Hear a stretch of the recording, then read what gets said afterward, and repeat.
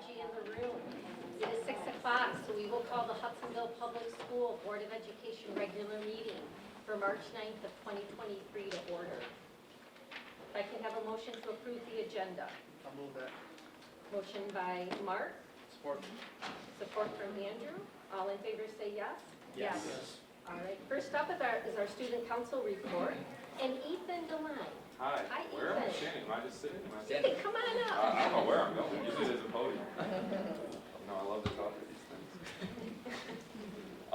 So I'm here for student council instead of Briella Beamer. First off, it's introducing next year's PRO, which is the person who comes and talks. Jane Takama will take over next year as your PRO. She got voted on. Great prestigious honor. It is, truly. Next year's president is Briella Beamer, the person who's talking to you at all these meetings. Vice president is Nick Gunning. He's out there. He'll be here later tonight with the Eagle Claw percussion line. And then Secretary McCabe Schultens and Treasurer Avery Chirko. And then I know that Bree has told you a lot about the snowball we were going to have. That happened. And there were somewhere over 600 kids, no issues. The kids loved DJ Greg Rios. We made a profit, which is good because that's money that we get to use to go back into the school. And then blood drive on March 22nd. That's pretty good, you know. Applications for the new student council members is after spring break, so every year we renew, and you sometimes don't make it, sometimes you do. A lot of times it changes for the freshmen, but that's just a new refresh for next year after spring break. And then speaking of spring break, we're doing Spirit Days, the 3-day week of spring break, that Monday, Tuesday, Wednesday. They're probably going to try to do anything but a backpack day again, because people love that. I brought a toilet, so it's funny. And then a funny t-shirt day maybe, they said, but that's not official. Don't quote me on that. And then after spring break, right now we do Cocoa Cart. Our school climate committee goes around and gives classes free hot cocoa, but you don't want hot cocoa in May. So we're doing popsicles, which is cheaper and more delicious. So it's a positive. And then last 3 things is we're giving out M&Ms to the bus drivers for miles and miles of service, because like miles is another M. Yeah. That's a thing we've done for a few years now, and it's just a nice little love everybody. And then graduation is coming up soon, May 22nd. Be there or be square, you know. And that means that we're starting up senior bricks. So there's a hallway in the other campus that people in the past have gotten to paint on. And it stopped, I don't know, did they do it last year? And someone I know pushed to do it this year. It was me. So I get the joy of supervising that during seminar. People get to like leave their mark on the school. They paint a little, well, I measured it the other day, 4 by 8.5 brick. And has to be approved, don't you worry. And I enforce that. So that's all I've got for you. Always a pleasure. Great, thank you, Ethan. Any questions for Ethan? Oh yeah, any questions? I'd love to answer questions. I would like to ask you who's on your shirt, but maybe I don't. Oh, Bob Ross. I'm sorry. I knew it was an oldie goldie, but I didn't know his name. Love Bob Ross. I thought I've dressed up occasionally. Not today. Not today. This is what I wear to school. Like I don't want to like. Yeah. First I thought it was a Bee Gee, just because of the hair. But then when I see closer, I can see. What's a beach? See? Thank you. And welcome, Jane. We look forward to your reports next year. All right, next up is our teaching and learning features, and we're going to begin with Heidi Neuenhaus and Brian Corville. Okay. And they're going to present on unified sports and adaptive basketball. My name is Heidi Neuenhaus, and I work over at Baldwin Street Middle School for the last 20 years now. It's been a while. Kind of boring, same spot. We like to stay committed. That's what I was just saying earlier. We're very committed. About 9 years ago, I started Special Olympics basketball at Baldwin Street. And it has kind of evolved throughout the years. So for the last, I'd say about 4 or 5 years, we do unified basketball, and unified soccer. And unified is where students with disabilities and students without disabilities, they combine together in a sport, and they go out and we play other schools just like any other sport. We do it during the school day.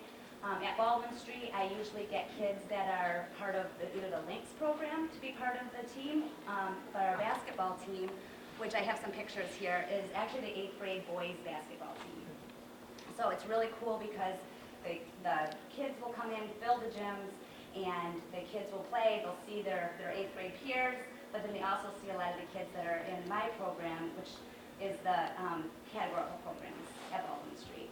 So we've got kids that are in wheelchairs, we've got kids that might use crutches, we've got kids that just don't always have the ability to play in other sports, and they love it. It is just the coolest thing. The crowds will come in, the band will sometimes come. That happened this past week. The band came in. In the past, we had the choir sing the national anthem. Like I said, we go to different schools, local schools. Zealand is a really great school that we've been working with.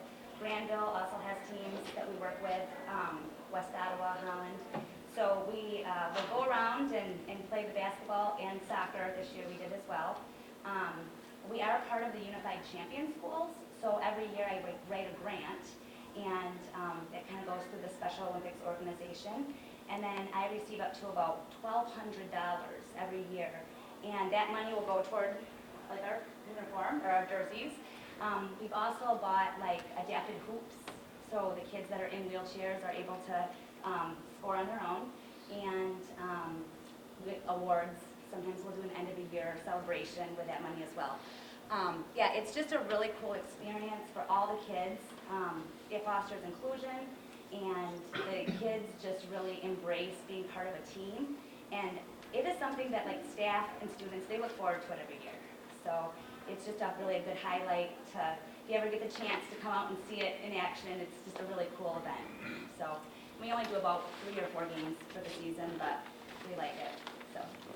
And so that's at the high school, or the middle school level, and at the high school they do something a little bit different, so Brian is going to take over with that. We're starting out there tonight. Sorry, Brian Corville from the high school. A quick set of slides here. Oh, we can go back. It's not long, not far.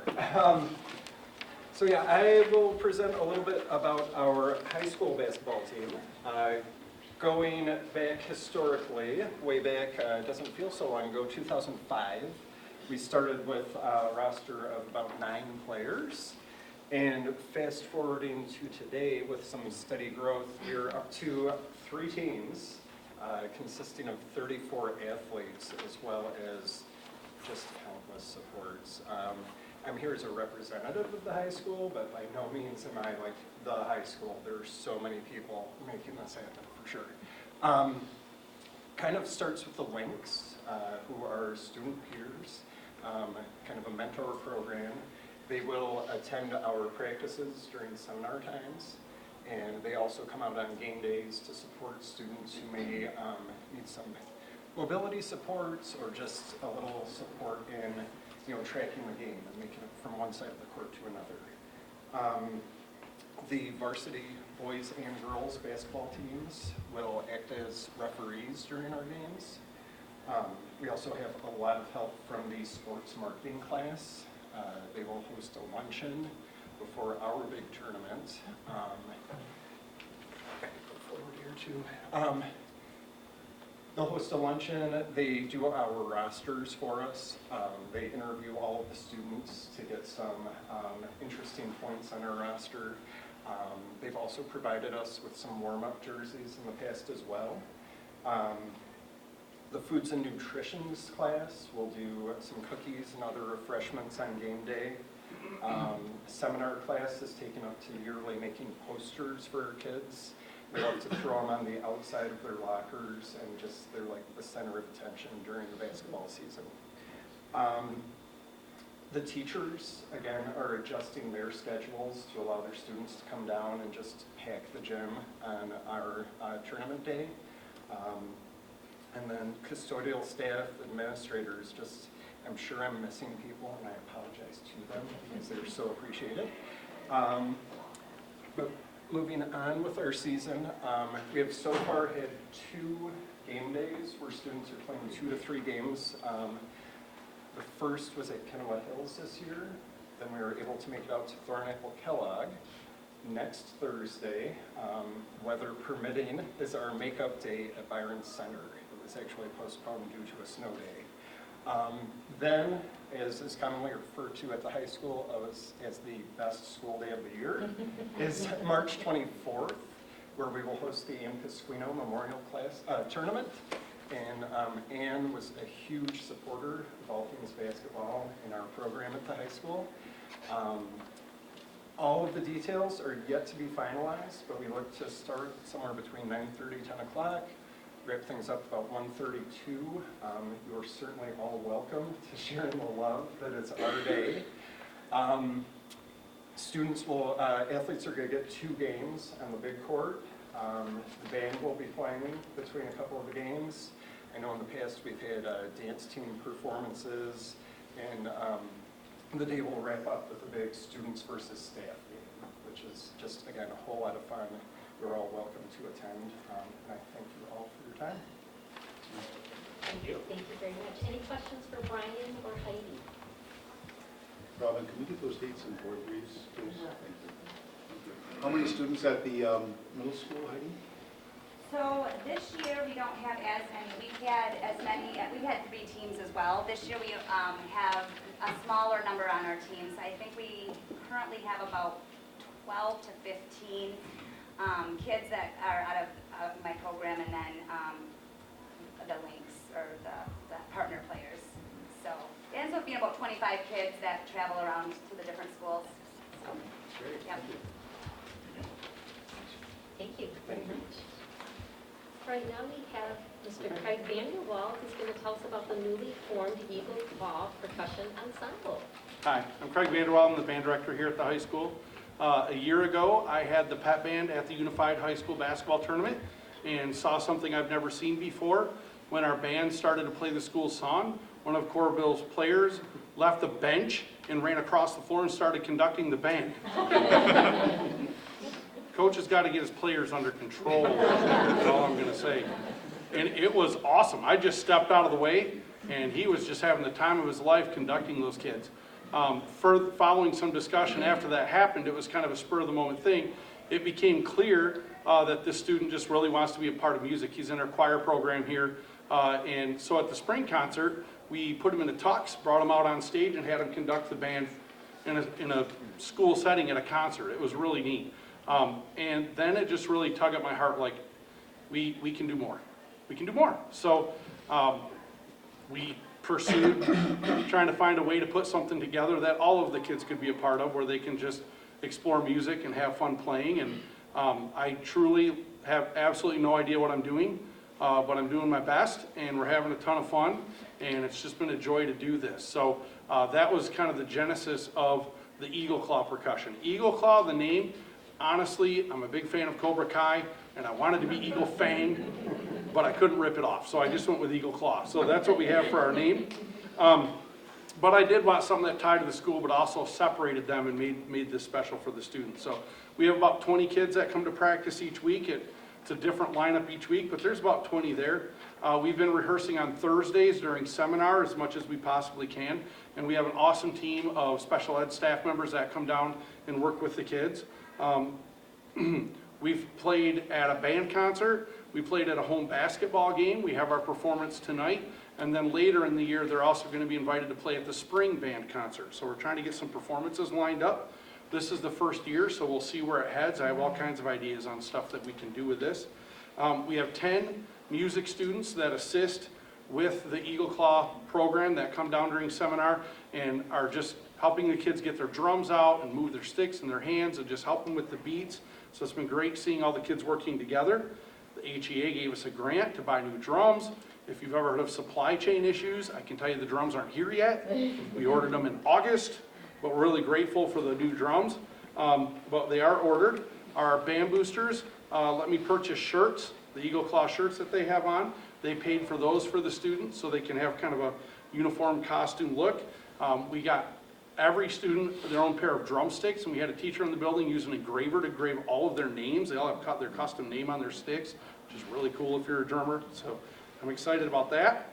And then the last thing I'd like to say about it is that we're trying to give these students a chance to be more included in the music and band program. So at the end of the year, when we have our yearly band banquet, we're going to invite them to join us and have a meal and get some awards and some recognition with the regular ed band students. I'm working to give the seniors that are part of Eagle Claw a music cord so they can wear that with their gown at graduation and just, be more included in some of the stuff that we do with our music students. So I love being a part of the music program here at Hudsonville. I started in it when I was in sixth grade. I was 11, never left. So it's just a true honor and a joy to be a part of something like this. The only thing, honestly, that I wish I would have thought of this, or it would have come to me, or we would have put something like this in place sooner. Right? I feel like it would have been a good thing to have this, but better late than never. We have it now. So the kids are so excited. They do not like playing quiet. I tried to ask them to, and they literally yell boo when I ask them to quiet down. But we're working on music basics, trying to play beats together. We work on playing loud notes and the thing they hate, quiet notes. We work on playing fast, which they like, slow, which they don't like. So we're working on just different musical concepts like tempo and speed and dynamics. We work on playing solos and give them a chance to play solos for everybody. And then we've been putting together some songs. So that's kind of what you're going to see tonight is just a really quick demonstration of, playing fast and loud and slow and quiet and different dynamic things. And then we're going to do our solos that we do. And then we're going to play a really quick song because it's Queen. They wanted to play Another One Bites the Dust. So we're going to do that tonight. So questions, anything? It's just been really fun. It's just a joy every Thursday to work with them. So, yeah. All right. Thank you. Thank you, Craig. We're looking forward to the performance, and now we'll move out to the hallway.